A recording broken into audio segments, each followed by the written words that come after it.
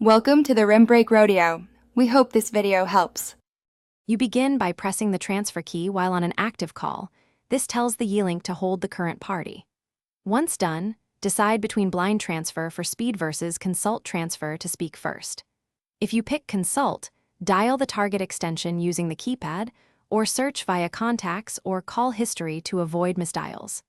Make sure to listen for ringback so you know the destination is reachable before completing the transfer. You should announce the caller when you reach the target. This prevents surprise and clarifies intent.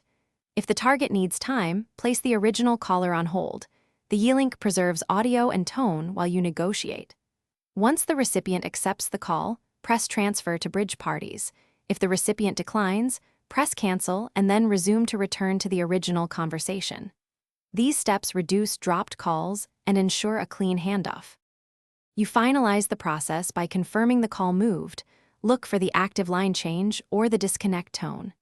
If the transfer fails, check the phone's line status and network. Poor SIP registration or outdated firmware often blocks transfers, so update if needed. Once you fix the root cause, redial the destination and retry. If consult still fails, use a blind transfer as a fallback. A quick restart of the phone can also. Thanks for watching. Consider subscribing if we helped you.